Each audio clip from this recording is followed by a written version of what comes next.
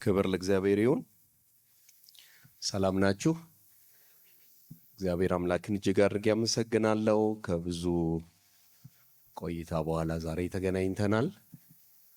እንዴት ናችሁ? ኢየሱስ ክርስቶስ ጌታ ነው። ዛሬ ደግሞ መልካም የምስራች ቀናችን ነው። አልሰማችሁኝም?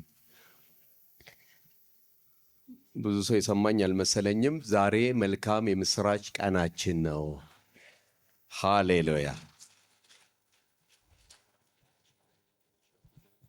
እንደምንም ሰንብቱ፣ እንደምንም ክረሙ፣ እንደምንም ዋሉ፣ እንደምንም ምደሩ። በእግዚአብሔር ቸርነት ዛሬ ላይ ደርሰናልና ሁሌ የሚገባኝ በየቀኑ የእግዚአብሔርን በጎነት፣ ምሕረት፣ ቸርነት እያወጅን ስለሆነ የምንውለው ዛሬ በማለዳችን ላይ የእግዚአብሔርን በጎነት እናውጃለን። መልካም የምስራች ቀናችን ነው። ሃሌሉያ።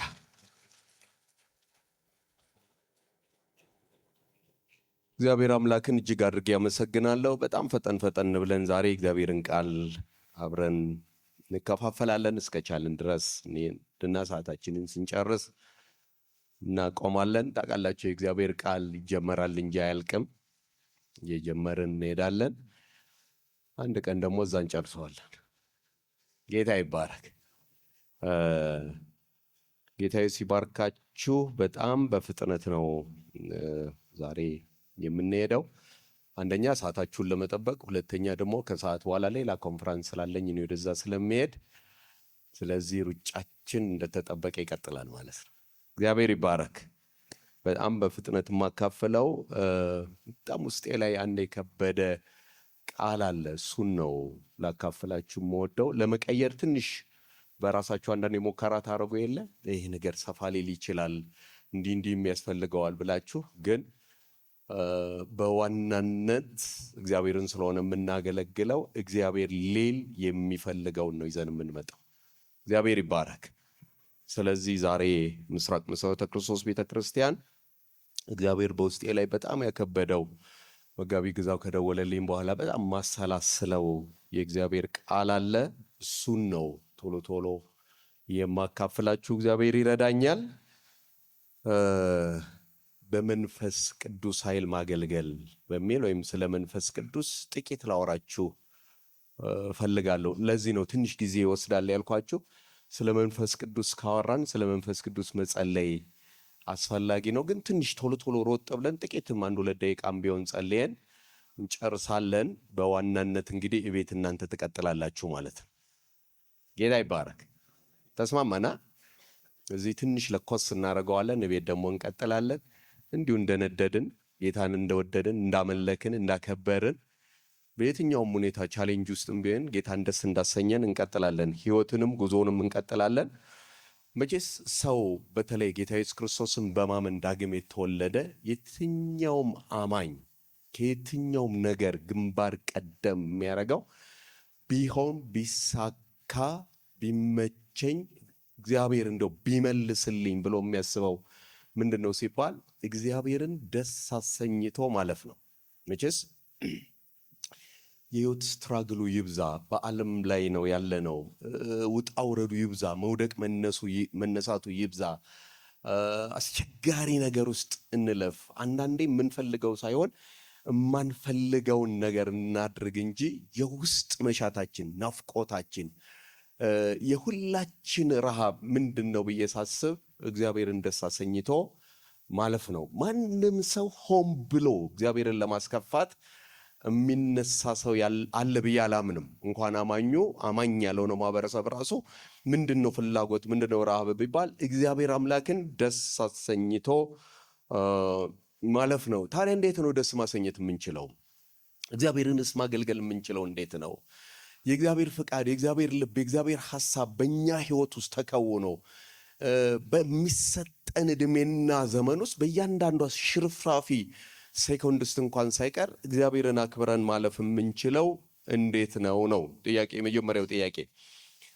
ይህንን ጥያቄ ሊመልስልን የሚችለው አንዱ ራሱ እግዚአብሔር ነው። መጽሐፍ ቅዱስ ሲናገር ጌታችን ኢየሱስ ክርስቶስ ሲያስተምር ያለ እኔ ምንም ልታደርጉ አትችሉም አለ። ስለዚህ ይሄ በአራት ነጥብ የተዘጋ ነው። ያለ እግዚአብሔር እርዳታ፣ ያለ እግዚአብሔር ገዛ፣ ያለ እግዚአብሔር አብሮነት፣ ያለ እግዚአብሔር ከኛ ጋር መሆን ምንም ነገር ማድረግ አንችልም። ምን ብቻ ይሆንብናል? ያለ እግዚአብሔር ፉከራ ብቻ፣ ያለ እግዚአብሔር ስሜት ብቻ፣ ያለ እግዚአብሔር ዝም ብሎ መነሳሳት ብቻ ይሆንብናል።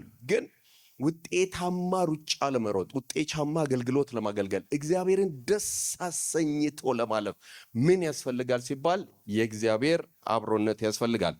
ለዚህ ነው ጌታችን ኢየሱስ ክርስቶስ የመጨረሻ ንግግሩ ሐዋርያ ሥራ ላይ ሲጽፍልን፣ ሉቃስ ሲዘግብልን የመጨረሻ ንግግሩ ለደቀ መዛሙርቱ ያላቸው ሲሄድ፣ ወደ አባቱ ሲሄድ፣ ሚሽኑን ጨርሶ ሲሄድ፣ አገልግሎቱን ጨርሶ ሲሄድ፣ ሰማይና ምድርን አስታርቆ ሲሄድ የመጨረሻ ለደቀ መዛሙርቱ የሰጣቸው ንግግር ምንድነው ሲባል በኢየሩሳሌም ከተማ ቆዩ ነው። ከኢየሩሳሌም አትውጡ፣ እዚሁ ሁኑ። እስከ መቼ? ለምንስ ነው የማንወጣው? በአንድ በኩል ማቴዎስ 28 ላይ ስትመለከቱ ለቤተ ክርስቲያን የተሰጣት ሁለት ትልልቅ ሚሽን ነው፣ ሂዱና አድርጉ ነው ለቤተ ክርስቲያን የተሰጣት ትልቁ ተልእኮ። ፋይናል ላይም ኢየሱስ ሲመለስ ቤተ ክርስቲያንንም መመዘን የሚፈልገው በእነዚህ ሁለት ተልእኮች ምን ያህል ሄዳችሁ፣ ምን ያህል አደረጋችሁ ነው። ሂዱ ወዴት? ወደ ዓለም ሁሉ ምን ይዘን? ወንጌልን። እዚህ ሚሽነሪ በጣም እየሰራችሁ ስለሆነ ያየሁት ማስታወቂያ ደስ ብሎኛል። ወንጌልን ይዛችሁ ወደ ፍጥረት፣ ወደ ዓለም ሁሉ ሂዱ። ከዛስ በኋላ ያመኑትን ደቀ መዛሙርት አድርጉ ነው ያለው። ስለዚህ ሂዱና አድርጎ የቤተ ክርስቲያን ትልቁ ተልእኮ ነው። ሂዱ ብሎ ሐዋርያ ሥራ ላይ ደግሞ ቆዩ ሲል ታያላችሁ። ሂዱ፣ ከዛስ በኋላ ቆዩ። እንዴ የሚምታታ የሚጋጭ ይመስላል፣ ግን አይጋጭም። አንድ ነው የተናገረው።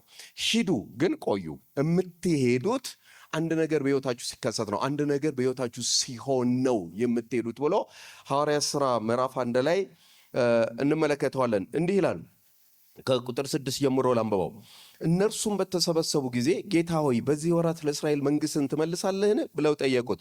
እርሱም አብ በገዛ ስልጣኑ ያደረገው ወራትና ዘመናት ታውቁ ዘንድ ለእናንተ አልተሰጣችሁም፣ ነገር ግን መንፈስ ቅዱስ በእናንተ ላይ በወረደ ጊዜ ኃይልን ትቀበላላችሁ፣ በኢየሩሳሌም፣ በይሁዳ፣ በሰማርያ እስከ ምድር ዳርቻ ድረስ ሁሉ ምስክሮቼ ትሆናላችሁ አላቸው። ስለዚህ ቆዩ የተባሉበት ዋናው ምክንያቱ ምንድን ነው? ኃይል ከሰማይ ወርዶ በእናንተ እስኪሆን መንፈስ ቅዱስን እስክትቀበሉ ድረስ። ምን ማለት ነው? የእግዚአብሔር አብሮነት ከእናንተ ጋር እስኪሆን ድረስ፣ እግዚአብሔር በሙላት በሕይወታችሁ መንቀሳቀስ እስኪጀምር፣ የእግዚአብሔር ፕሮግራም በእናንተ ሕይወት ውስጥ እስኪሆን ድረስ በዚህ ቆዩ። ለምን ሲባል በራስ ተነሳሽነት፣ በስሜት፣ በግለት፣ በሞቅታ የሚሆን ነገር ስለሌለ ማለት ነው። ስለዚህ በዚህ ቆዩ። ለምን? መንፈስ ቅዱስ በእናንተ ላይ እስኪወርድ ድረስ። በጣም ልብ አድርጋችሁ ስሙኝ። እግዚአብሔር ፍጥረትን ከፈጠረበት ጊዜ ጀምሮ እስከ መጨረሻዋ ሰዓት ድረስ ሁሉንም ስራ የሚሰራው በመንፈስ ቅዱስ። ያለ መንፈስ ቅዱስ ምንም ማድረግ አንችልም። ሄዳችሁ ተመልከቱ። በፍጥረት ታሪክ ውስጥ የመንፈስ ቅዱስ ድርሻ እጅግ ብዙ ነው። የአብም የወልድም ድርሻ እጅግ ብዙ ነው። ለዚህ ነው መዝሙር 104 በቅንፍ 30 ላይ መንፈስን ትልካለህ ይፈጠሩማል፣ የምድርን ፊት ታድሳለህ ይላል። ስለዚህ መንፈስን ትልካለህ ነገሮች በሙሉ ይፈጠራሉ ይላል። ስለዚህ በዋናነት ዛሬ ላወራችሁ የምፈልገው ያለ መንፈስ ቅዱስ ገዛ፣ ያለ መንፈስ ቅዱስ እርዳታ፣ ያለ መንፈስ ቅዱስ አብሮነት ምንም አይነት ነገር ማድረግ አይቻልም። ስለዚህ ቤተ ክርስቲያን ሕያው ሆና እንድትቀጥል የሚድኑ ሰዎች በእኛ ላይ ዕለት ዕለት እንዲጨመሩ ካስፈለገ፣ ሰዎች መጥተው ተበረታተው እንዲሄዱ ካስፈለገ፣ ወንጌል የሚናገሩ የሚያወሩ የሚሰብኩ ሰዎች እንዲበዙ ካስፈለገ፣ ቤተ ክርስቲያን በዋናነት ልትፈልገው የሚገባው ምንድን ነው ሲባል መንፈስ ቅዱስ ነው። እውነት ነው፣ ሌላም ነገር ያስፈልጋል። ገንዘብ ያስፈልጋል። ቅድም ሲነገር ሰምታችኋል። እሱን እየተቃወምኩ አይደለም። በዋናነት ለምን ሲባል ቤተ ክርስቲያን ባለቤትነቷ ራሱ ለሱ ስለሆነ፣ የቤተ ክርስቲያን ባለቤት ራሱ እሱ ስለሆነ፣ ሁላችን ምንድነን ሲባል በቤተ ክርስቲያን ውስጥ ሁላችን ባላደራዎች እንጂ ባለቤቶች አይደለም። ስለዚህ ባለቤት አላት። ምን እያልክ ነው ብትሉኝ፣ በቤቱ ውስጥ ባለቤቱ ዋና ሰራተኛ ሊሆን ይገባዋል። ይህ ቤት የእግዚአብሔር ቤት ነው። ይህ ቤት የጸሎት ቤት ነው። ይህ ቤት እግዚአብሔር ሕዝቡን ሰብስቦ የሚያበረታታበት ቤት። ይህ ቤት እግዚአብሔር ዘላለማዊ ሐሳቡንና ፈቃዱን የሚያወራበት ቤት ነው። ስለዚህ በዚህ ቤት ውስጥ ዋና ሰራተኛ ሊሆንም ሊገን የሚገባው ሊከብር የሚገባው ሊታይ የሚገባው ሊልቅ የሚገባው ማን ነው ሲባል እግዚአብሔር ራሱ ጌታ ይባረክ። ስለዚህ መንፈስ ቅዱስ እጅግ በጣም ምንድነው ሲባል አስፈላጊ ነው። ጌታችን ኢየሱስ ክርስቶስ በምድር መጥቶ በተመላለሰባቸው በተለይ እነዚያ ድንቅ 3 የአገልግሎት ዘመኖች ውስጥ ለጌታ ለኢየሱስ ክርስቶስ ለአገልግሎቱ ስኬት፣ ፍሬያማነት፣ ውጤት በዋናነት ሚና የተጫወተው ማን ነው ሲባል መንፈስ ቅዱስ ነው። መንፈስ ቅዱስ በኢየሱስ ሕይወት ውስጥ ምን ነበር ድርሻው? ቶሎ ላውራችሁ። የመጀመሪያ በመወለዱ ሕይወት ውስጥ መንፈስ ቅዱስ ታላቅ ድርሻ ነበረው። ማቴዎስ ወንጌል ምዕራፍ 1 ከ18-23 ማየት ትችላላችሁ። ሉቃስ 1:27 ማየት ትችላላችሁ። መልአኩ ገብርኤል ወደ ማርያም መጥቶ የመጀመሪያውን የምስራች ሲነግራት ይህ እንዴት ሊሆን ይችላል ለሚለው መሰረታዊ ጥያቄ የሰጣት መልስ አንድ ነው። የእግዚአብሔር መንፈስ ባንቺ ላይ በኃይል ይመጣል። እንዴት ሊሆን ይችላል? እንዴት ሊከሰት ይችላል? እንዴት ሊፈጸም ይችላል? እንዴት ሊደረግ ይችላል? እንዴት ሊከወን ይችላል ለሚለው ለየትኛውም አይነት ጥያቄ የእግዚአብሔር መልስ አንድ ነው። መንፈስ ቅዱስ በኃይል በእናንተ ላይ ይመጣል። አሜን ነው። ያውላችሁ በደንብ ስሙኝ። አሁን በጣም ልፈጥንባችሁ ነው። እግዚአብሔር የትኛውንም ፕሮግራም ይንገራችሁ፣ ትልልቅ ነገር በሕይወታችሁ እንደሚሆን ይንገራችሁ፣ በቤተ ክርስቲያን እንደሚሆን ይንገራችሁ፣ በቤተሰባችሁ በአገር ደረጃ ትልልቅ ነገር ሊያወራ ይችላል። እንዴት ሊሆን ይችላል ለሚለው ትልቅ ጥያቄ የእግዚአብሔር የማያዳግም መልስ አንድ ነው። መንፈስ ቅዱስ በኃይል በእናንተ ላይ ይመጣል። ለማርያም የሰጣት መልስ ይሄ ነው። ድንግል ትጸንሳ ወንድ ልጅ ትወልጃለች ሲላት አንድ መሰረታዊ የሆነ ትክክል የሆነ ጥያቄ፣ እኔ ወንድ አላቅም ደግሞ አላገባውም ታጨሁ እንጂ አልተዳርኩም፣ እንዴት ሊሆን ይችላል? ከሳይንስ ውጭ ነው ከስርዓቱ እንዴት ሊሆን ይችላል? ከወንድ ጋር ግንኙነት ሳላረግ እንዴት ነው ጸንሼ የእግዚአብሔር ፕሮግራም በእኔ ላይ ሊሆን የሚችለው? ትክክለኛ ጥያቄ ነው። መልሱ ግን አንድ ነው። እንዴት ሲባል ከአይምሮ በላይ ከሳቤ በላይ ከእውቀት በላይ ከሳይንስ በላይ ለሆነ አደራረግ ከሰማይ ለሆነ አደራረግ መልሱ ይሄ ነው አለ። የእግዚአብሔር መንፈስ ቅዱስ ባንቺ ላይ ይመጣል። በመወለዱ ሕይወት ውስጥ ትልቁን ድርሻ የተጫወተው ማን ነው ሲባል መንፈስ ቅዱስ ነው። በመጠመቅ ውስጥ በኢየሱስ መጠመቅ ውስጥ ትልቁን ድርሻ የተጫወተው ማን ነው ቢባል መንፈስ ቅዱስ ነው። ዮሐንስ ማቴዎስ 3:16 ጀምሮ ማየት ትችላላችሁ። ብዙ ሰዎች ተጠምቀዋል። ታውቃላችሁ መጥምቁ ዮሐንስ የመጀመሪያ ተልእኮ ስራው ምንድነው? ሰዎችን ወደ ንስሐ መመለስ፣ ለንስሐ ማዘጋጀት ነው። ስለዚህ ያጠምቃቸዋል። እናንተ የፉኝ ከቁጣ ማናመል ምሳር በዛፍት የሚገራርም ጠንካራ ስብከቶች እየሰበከ ሰዎች ይመለሳል። ሲመለሱ በዮርዳኖስ ውስጥ የንስሐ ጥምቀት ያጠምቃል። አንድ ቀን ግን የተለየ ነገር ሆነ። በሰዎች መካከል የተሰለፈ ከሰው ግን ለየት ያለ ከኋላ የቆመ ሰው ብቻ ያልሆነ ግን የሰው ስርዓትን ለመፈጸም የቆመ የ30 ዓመት አንድ አይሁዳዊ ጎልማሳ ሰው አለ። እያጠመቀ ሲሄድ በደንብ ልበርጋችሁ ስሙኝ። እያጠመቀ ሲሄድ ሁሉ ተጠምቀው ወጥተዋል። ይሄ ሰው ግን ሲደርስ የዮሐንስ ንግግር ተቀየረ። ነው እኔ ባንተ እንጂ አንተ በእኔ ልትጠመቀ ግብ ተው፣ ክርክር ተፈጠረ። ምናልባት ዝም እየሳሰብ ከኋላ ያለው ሰው አጥምቀውና እኛም ተጠምቀን እንለፍበታ ሳይለው አይቀርም። ግን ክርክር አንድ ቃል ተናግሮ ኢየሱስ ረታው። ጽድቅን ሁሉ እንፈጽም ዘንድ ይገባናል አለ። ኦኬ እንደዚህ ከሆነ ብሎ ሲያጠምቀው ያልሆነ ተአምር፣ ያልተከሰተ ተአምር፣ ብዙ ትልልቅ ሰዎች፣ ትንንሽ ሰዎች፣ የተማሩ ሰዎች፣ ያልተማሩ ሰዎች፣ ሀብታም ደሃ ሁሉ ተጠምቋል። ይሄ ግን መጥቶ የ30 ዓመት አንድ አይሁዳዊ ጎረምሳ ድንግል ጸንሳ የወለደችው እሱ መጥቶ ሲጠመቅ የሆነው የመጀመሪያው ታምር ሰማይ ተከፈተ። ወይኔ ምን ሆነ ሲባል የሰማይ መከፈት። የኢየሱስ ጥምቀት ለየት ያለ ጥምቀት። ብዙዎች እኮ አልፈዋል፣ ብዙዎች ሄደዋል፣ ብዙዎች ዮሐንስ ማጥመቅ ከጀመረ ቆይቷል።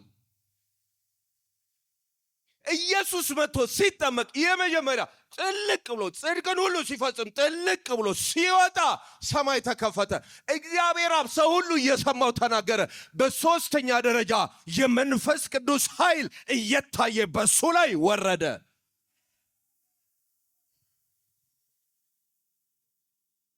በመጠመቁ ስራ ውስጥ የመንፈስ ቅዱስ ድርሻ ትልቅ ነበር። በአገልግሎት ውስጥ ትልቅ ነበር። ሄዳችሁ አንብቡ። ሉቃስ 4:16 ላይ፣ ኢሳይያስ 61 1:2 ላይ ከአንድ ጀምሮ ሄዳችሁ ተመልከቱ። ራሱ ኢሳይያስ ሲተነበይ የእግዚአብሔር መንፈስ በእኔ ላይ ነው። ለምን? ለድሆች ወንጌልን የምስራች ብዬ እናገር ዘንድ፣ አበስር ዘንድ፣ የታሰሩ ይፈቱ ዘንድ፣ የታመሙ ይድኑ ዘንድ፣ ያጎረበጡ ቀና ይሉ ዘንድ፣ መሄድ ያልቻሉ እንዲሄዱ፣ የታወሩ እንዲበሩ፣ የሞቱ እንዲቀሰቀሱ፣ የእግዚአብሔር የምስራቹ ወንጌል ለትውልድ ሁሉ ይነገር ዘንድ የእግዚአብሔር መንፈስ በእኔ ላይ ነው።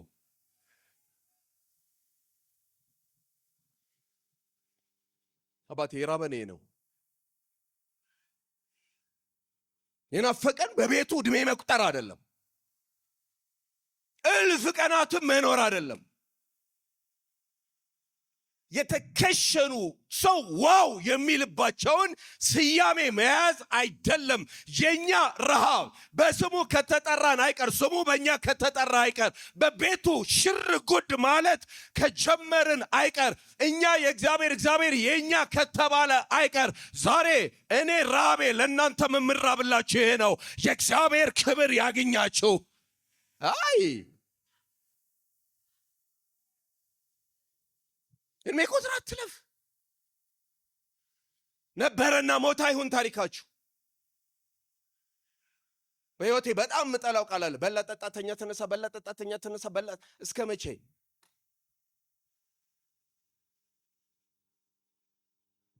ዛሬ ከሰዓትም ወለቴ እሄዳለሁ። ሮብ ዕለታም ቃሊቲ ነበር ያገለገልኩት። አንድ የእናንተ ቸርች አባል ነው ራይድ ሰጥቶኝ፣ ጌታ ይባርከው። አሯሩጦ ነው ያደረሰኝ። ረፍዶብኝ ፓስተር አይዞህ ብሎ ሚስቱን ጥሎ ነው ይዞኝ ሄደው። የእናንተን አላውቅም።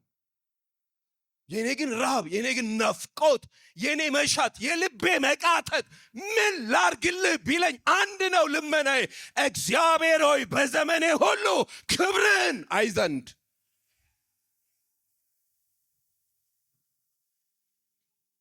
እግዚአብሔር ፈቀቅ ያርገን። ኢየሱስ የራሱ ነገር አልነበረው። ምስኪን ይመስላል፣ የተጎሳቆለ ይመስላል፣ የሌለው ይመስላል። የእግዚአብሔር አብሮነት ግን ከሱ ጋር ነበር።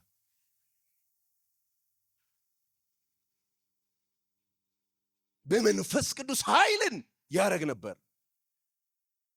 ለባርካችሁ ስሙ። ለሱ ካስፈለገው፣ እሱ መሞላት ካስፈለገው፣ የመንፈስ ቅዱስ አብሮነት ለአገልግሎቱ ስኬት ለኢየሱስ ካስፈለገው ለእኔማ ምን ያህል።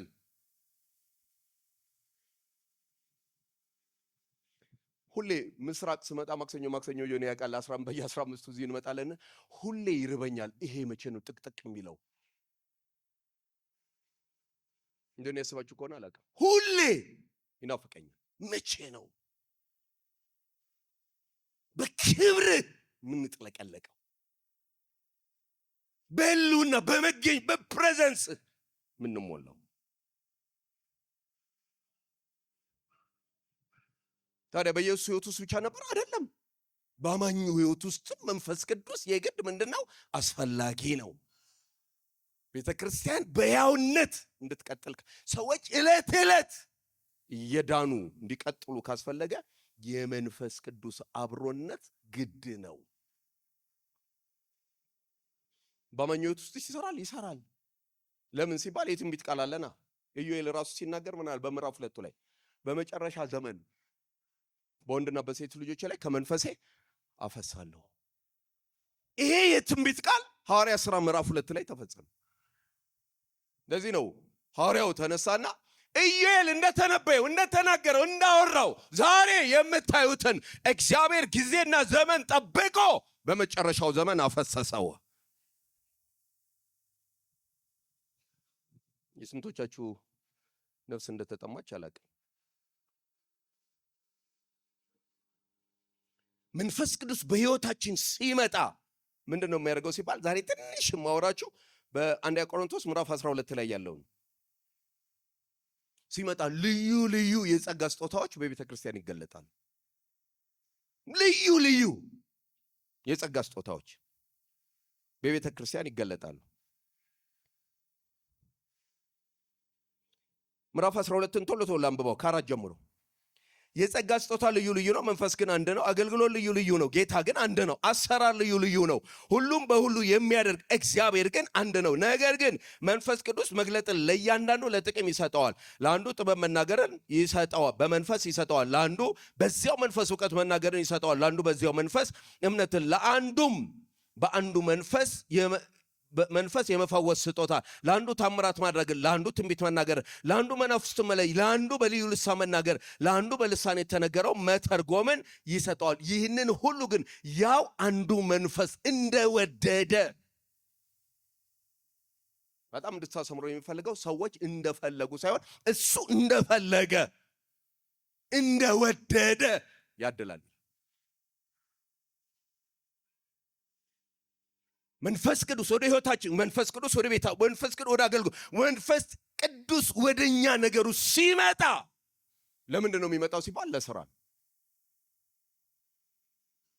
መንፈስ ቅዱስ በቤተ ክርስቲያን ላይ መንቀሳቀስ ሲጀምር፣ ፕሬዘንሱ መሰማት ሲጀምር፣ ህልውናው መሰማት ሲጀምር፣ አብሮነቱ መሰማት ሲጀምር የተለያዩ የመንፈስ ቅዱስ የጸጋ ስጦታዎች በቤተ ክርስቲያን ላይ አክቲቭ ይሆናሉ። በደንብ ስሙኝ። እነዚህ የጸጋ ስጦታዎች እዚህ እንድንገለግልባቸው እንጂ ሄደን እንድንጠቀምባቸው የተሰጡ አይደለም። ሁሉ እዚህ ይቀራሉ። ለአንዱ ጥበብ መናገር፣ ለአንዱ ተአምራት ማድረግ፣ ለአንዱ ፈውስን፣ ለአንዱ በልዩ ልሳን፣ ለአንዱ መናፍስት መለየት፣ ለአንዱ የተነገረው መተርጎም፣ ለአንዱ የእምነት ስጦታ፣ ያው አንዱ መንፈስ እያካፈለ ለአካሉ ይሰጠዋል። ታዲያ ምን ያስፈልጋል ሲባል መራብ።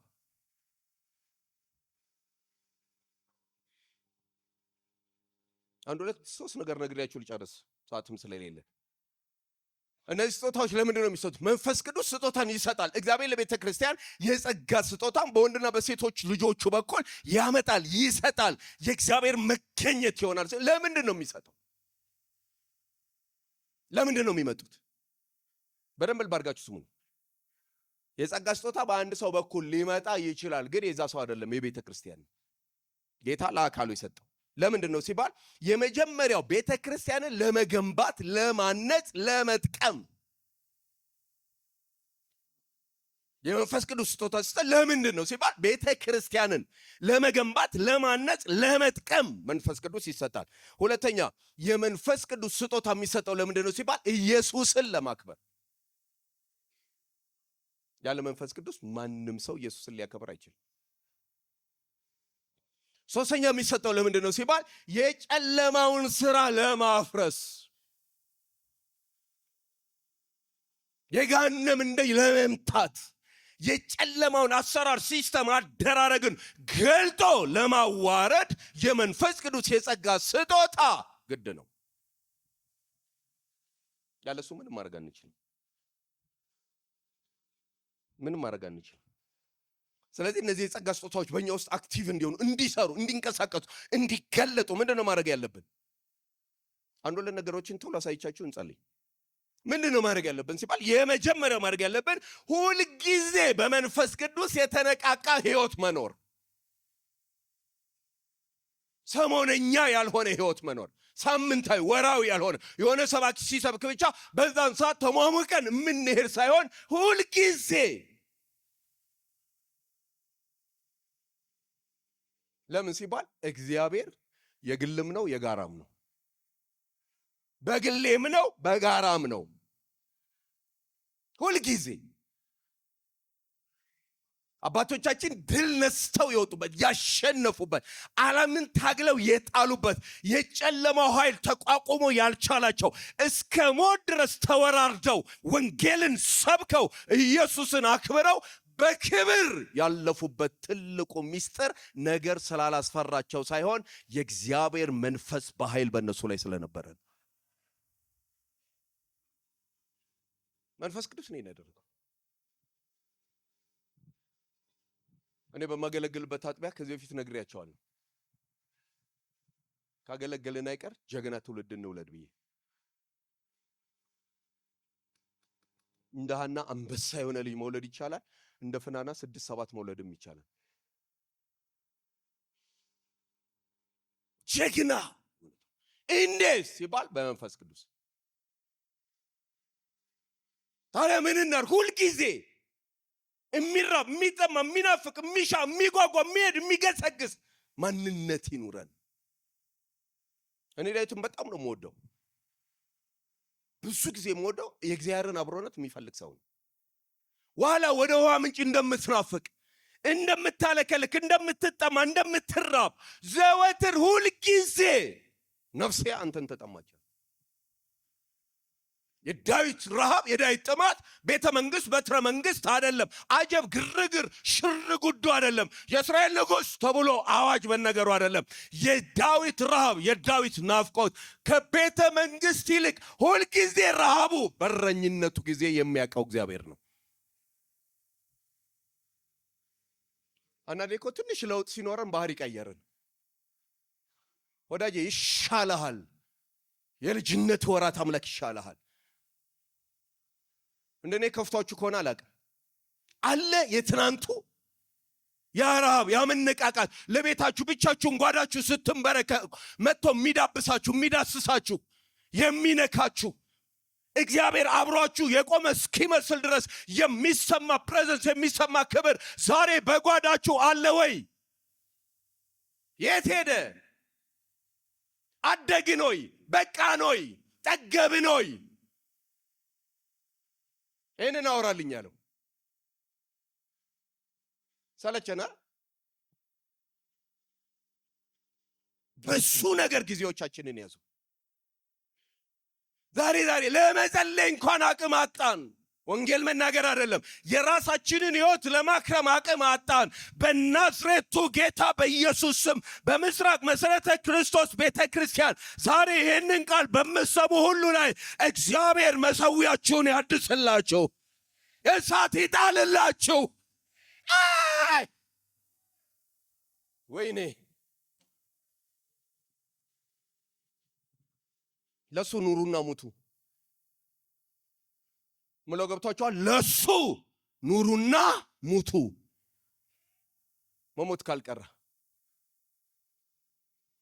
ብዙ የጸሎት ርዕስ ሊኖር ትልቅ የጸሎት ርዕሳችን ግን የእግዚአብሔር አብሮነት። ዳዊት ልመናው ይሄ ነበር።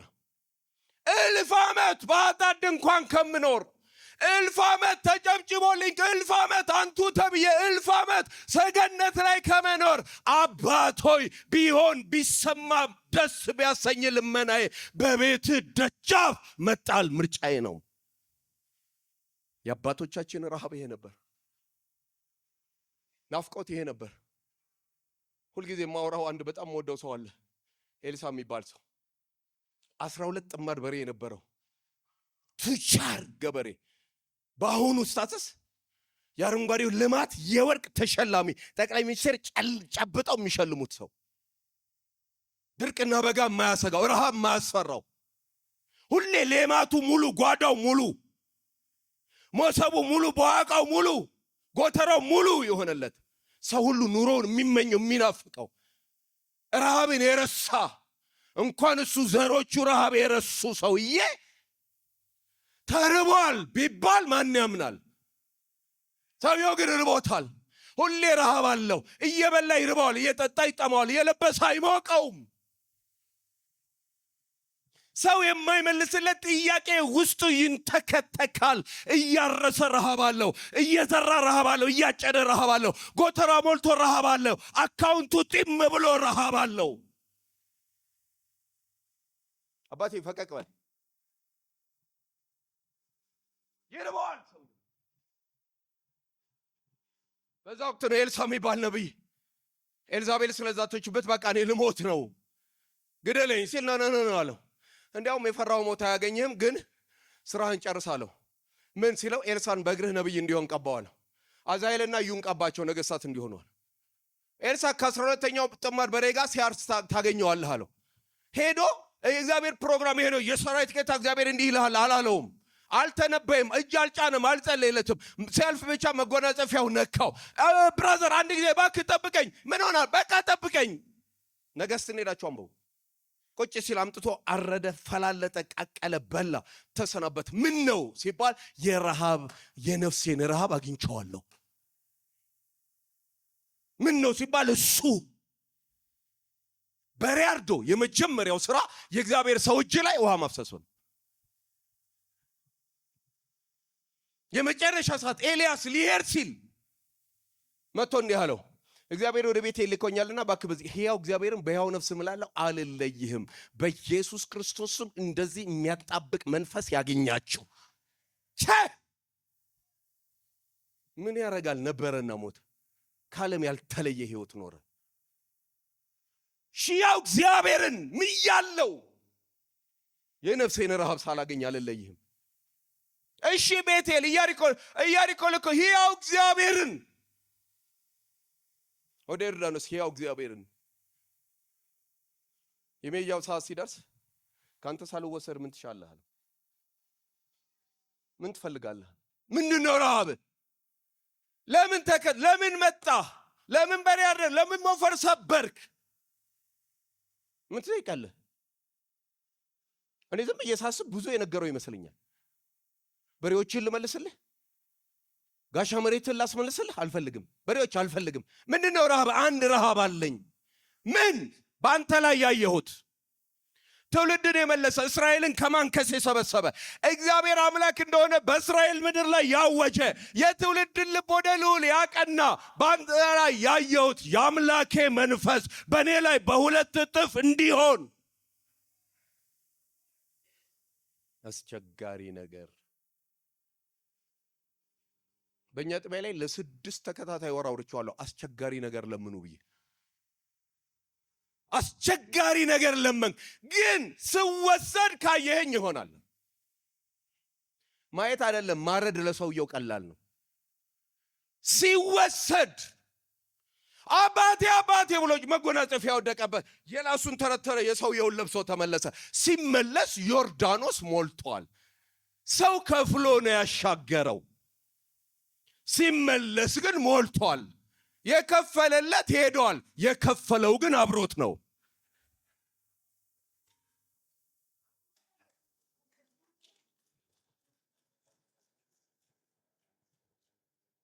የተጠቀመበት አገልጋይ ሄዷል። ምናልባት ወንጌል ያወሩን የሉም፣ ደህንነት ያስተማሩን የሉም፣ ያጠመቁን የሉም፣ የመሰከሩልን የሉም፣ ያበረታቱን የሉም። ግን አንድ እውነት እናውቃለን፣ እነሱን ተጠቅመው የሰራባቸው እግዚአብሔር ዛሬም ሕያው ነው። ከሰው መሄድና መምጣት ጋር የኛ ነገር ከፍ አይልም ዝቅ አይልም። የኤልያስ አምላክ ወዴት ነህ ሲለው ለኤልያስ ቦታ እየሰጠው ነው አይደለም ያለው፣ እዚህ ነኝ። ከፈለው። ምን ማለት ነው? ባጭሩ ከረሃቡ ጋር ሲገናኝ የኤልያስ የመጨረሻ አገልግሎት፣ የስንብት አገልግሎት፣ ቻው ቻው የሚልበት አገልግሎት፣ አስረክቦ የሚሄድበት የመጨረሻ የኤልያስ መድረክ ዮርዳኖስን መክፈል ነው። የኤልሳ የመጀመሪያ መድረኩ ዮርዳኖስን መክፈል ነው። በጌታ በኢየሱስ ስም ልመርቃችሁ። የቀናችሁባቸው ሰዎች፣ እንደነሱ በሆንኩ ያላችኋቸው ሰዎች፣ እንደነሱ ባገለግል እግዚአብሔር እንደነሱ ባወራኝ ያላችኋቸው ሰዎች የነሱ መጨረሻ የእናንተ መጀመሪያ ይሆንላቸው። በጨረሱበት ልክ አትጨርሱ። ምን እናርግ? ሁሌ እንነቃቃ፣ ሁሌ እንራብ፣ ሁሌ እንጠማ፣ ሁሌ እንናፍ፣ ሁሌ እንሻ፣ ሁሌ እንጓጓ፣ ሁሌ እንማልድ። እስከ መቼ? እስኪመልስ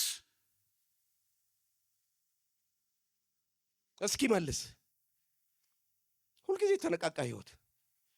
ሁለተኛው ምቹ ሁኔታ እንፍጠር ለመንፈስ ቅዱስ። ይብቃኝ። ምቹ ሁኔታ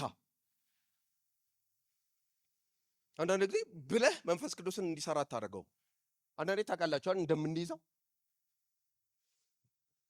እስኪ ውጡ፣ ራሳችሁን ለመንፈስ ቅዱስ አስገዙ። መንፈስ እንደሚነዳን ለውጥ ከፈለጋችሁ፣ ታድሶ ከፈለጋችሁ፣ አዳዲስ ነገር ከፈለጋችሁ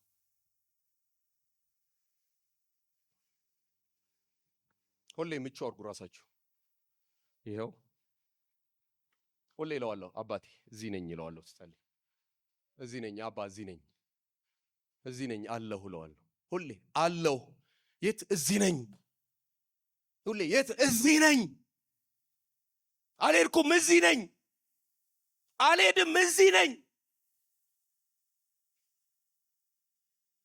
እኔ በእግዚአብሔር ቤት ረጅም ዓመት አገልግያለሁ፣ ከ30 ዓመት በላይ።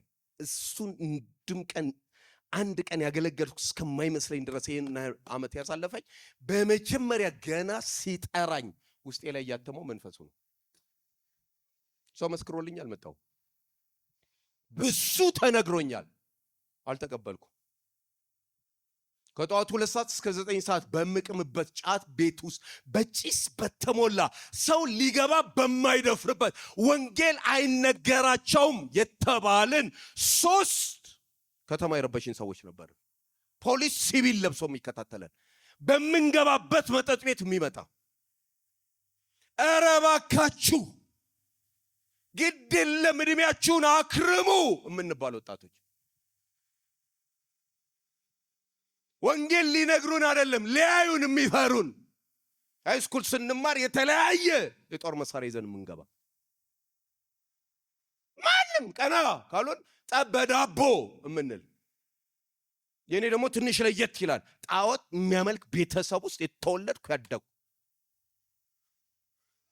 መስከረም 17 ጨሌ ነው። መስከረም 1 ላይ ቀይና ነጭ ዶሮኛ ቤት ይታረዳል። ትልቁ የኛ አምላክ ጨሌ ሆኖ ማንም በማይፈልገን ሁኔታ ውስጥ አንድ ቀን ከጠዋቱ 2 ሰዓት የተባረከች እሑድ፣ ድንቅ እሑድ፣ የዳንኩባት እሑድ፣ ውዴን ያገኘሁበት እሑድ፣ ይሄ ወንጌል በታማኝነት ለኔ ለወንበዴው የተሰጠበት እሑድ።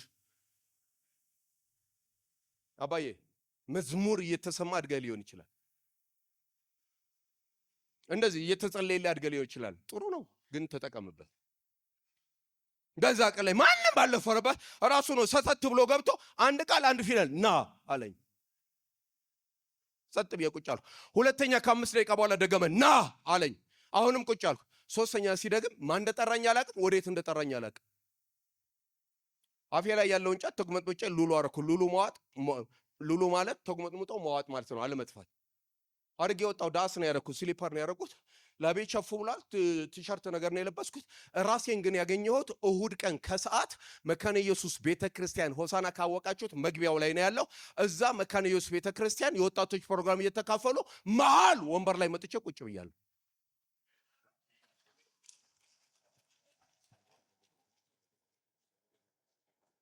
ቀና ስል ጫት የለም፣ ሺሻ የለም፣ የሚያጨስ የለም፣ ምን የሚቃቃም የለም እና የሚዘምር ወደዚህ ወጣ፣ ወደዚህ ደነገጥኩ። አግዳሚ ነው መደገፍ ያለው። አፍሬ እንደዚህ አንገቴን አቀርቅሬ ቀና ማለት አሳፍሮኝ ማንም ጸሎት አልነገረኝም፣ ባይብል አላነበበልኝም። አንድ ጸሎት ግን ጸለይኩ። በኋላ ሲገባኝ መዝሙረ ዳዊት ውስጥ አለ፣ አንተን ብቻ በደልኩ አልኩት። በዛን ሰዓት የተከሰተ ክስተት ዛሬም ይዞኝ ይጓዛል።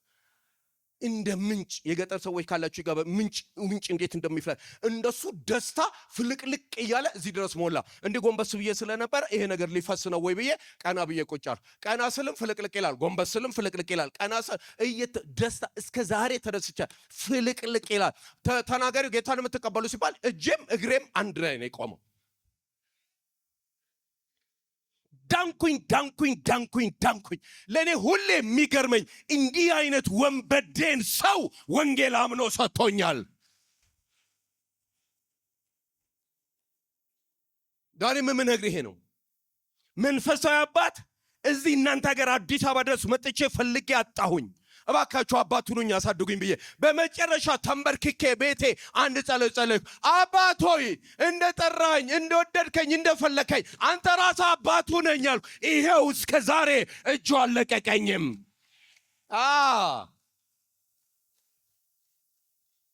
አሁንም ግን ይርበኛል፣ አሁንም ግን ይናፍቀኛል፣ አሁንም ግን ይጠማኛል። እየጠራሁ ስስቴ ሆኗል። ያለ ነገሮች ስኬት አይደለም፣ ያለሱ መኖር እንደማልችል ገብቶኛል። የፈለገ ነገር ሊመጣ ይችላል፣ የፈለገ ነገር በመጣበት ሊሄድ ይችላል። ለኔ ቀን የሚጨልምብኝ፣ ለኔ ከባድ የሚሆነው፣ ለኔ ህይወት አስቸጋሪ የሚሆነው በህይወት በኑሮ ውጣ ውረዱ ስገባ አይደለም፣ የእግዚአብሔር ፊት የተሰወረብኝ ቀን ነው። መኖር እንደማልችል ገብቶኛል።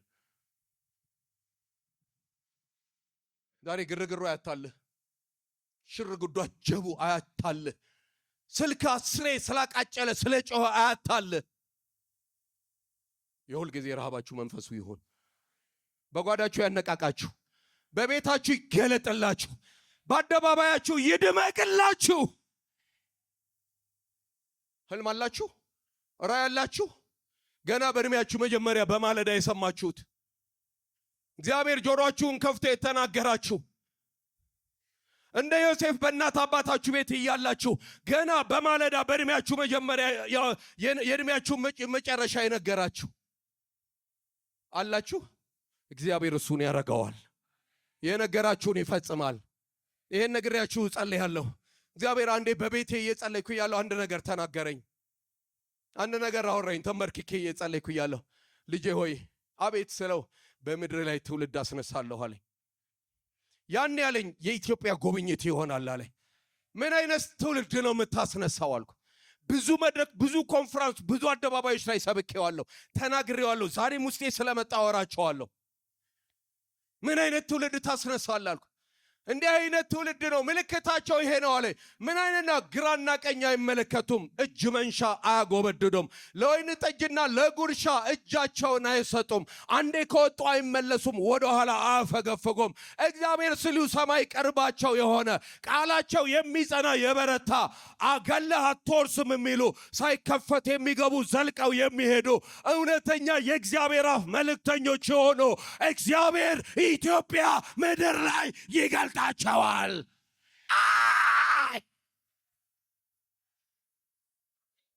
ሜላስ ሳታካስኪያ ኢናማሻ ፓፓፓያ ኢያ ኤላቱና ኢጋንዳሳኪያ ቢጋቱና ማጋሳኪያ አላቱና ጂናማሳኪ አባ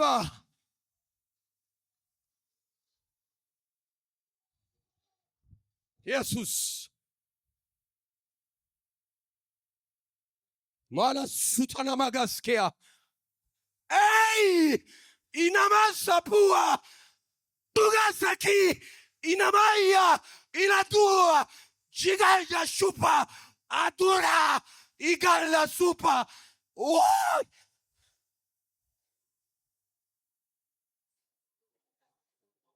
ወይኔ መጥቶብኛል። የአባቴ መንፈስ መጥቶብኛል። ይነሳሉ ብለኛል።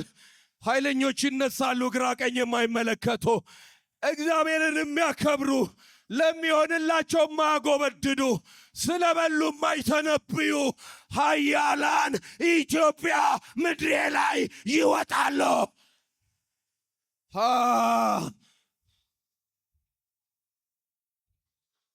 ሜላሻላስኪያ ሂድና ውጅልኝ። ምን ላውራልህ ስለው ይሄን አለኝ። ሂድና ለሕዝብ ይህን ንገርልኝ፣ ጊዜ ደርሷል በልልኝ አለ። አውጅልኝ፣ ንገርልኝ አለ። የተደበቁ ወደ አደባባይ ሊወጡ፣ ያለቀሱ እንባቸው ሊታበስ፣ ያዘኑ ሊጽናኑ፣ እግዚአብሔር ጊዜው ደርሷል፣ ሂድና ይሄንን በልልኝ አለኝ።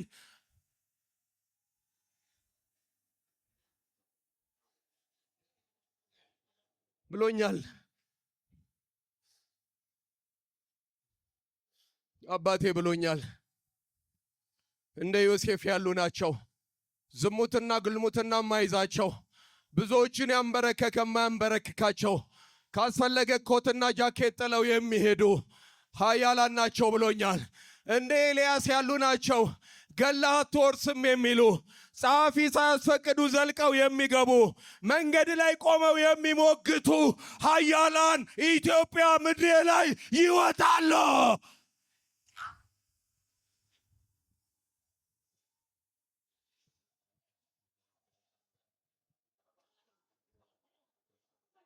እንደዩ ያሉ ናቸው። የትንቢቱን ቃል የሚያስፈጽመው ጋብዘህ ማታጭበረብራቸው፣ እጅ መንሻ ሰጥተህ ማታልፋቸው ኃያላን ምድሬ ላይ ይገለጣሉ።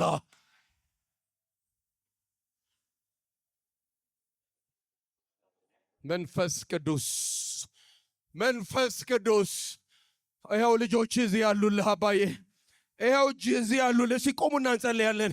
ይኸው እዚህ ያሉልህ፣ እዚህ ያሉልህ አባዬ፣ እዚህ ያሉልህ ወንድ ልጆች፣ ሴት ልጆች፣ አንተ የምታውቅ የምታያቸው የተራቡ ልጆች ይኸው አባ፣ ይኸው እዚህ ያሉልህ፣ እዚህ ያሉልህ ኢየሱስ። ይኸው አውርቻቸዋለሁ። አወራቸው ያልከኝን አባ፣ ረሃባችን፣ የእኛ ናፍቆት፣ የቤታችን ክብር፣ የጓዳችን ሞገስ፣ የአደባባያችን ጌጥ መንፈስ ቅዱስ መንፈስ ቅዱስ መንፈስ ቅዱስ መንፈስ ቅዱስ መንፈስ ቅዱስ። አስተናግዶት። ኦ የእግዚአብሔር መንፈስ፣ ኦ የእግዚአብሔር መንፈስ፣ የልዑል ኃይል፣ የልዑል ኃይል፣ የልዑል ኃይል፣ የልዑል ኃይል ማላጃላቦራባሽ ሄላሽ ካላቦራባስኪያ ማንታሳካያ ኤላሽ ሻፑዋ ኤያስ ሳላስኪያ እለፋ የአባቴ መንፈስ እለፍ መንፈስ ቅዱስ እለፍ መንፈስ ቅዱስ እለፍ መንፈስ ቅዱስ ጸልዩ ጄና ማጋስኪያ ሄላሻላባባባባባባ የእግዚአብሔር መንፈስ ዛሬ ለያ፣ ዛሬ ምልክት አርገባቸው፣ ዛሬ ምልክት ይሁንባቸው፣ ዛሬ ምልክት ጣት ተንካቸዋ፣ ክብር ያግኛቸዋ፣ መንፈስ ከእንደገና ታድሶ ይሆን፣ መነሳት ይሆን፣ ጉልበቶች ይበርቱ። ማላቻላቦራባስኪያ ሄላሽ ካላቦራባስኪያ ኢላሻናማጋሳኪያ ኤያ ባባባባባባባባባያ ኤላሻላቦባባባባባባ የእግዚአብሔር መንፈስ ቅዱስ የልዑል መንፈስ የልዑል ኃይል የእግዚአብሔር መንፈስ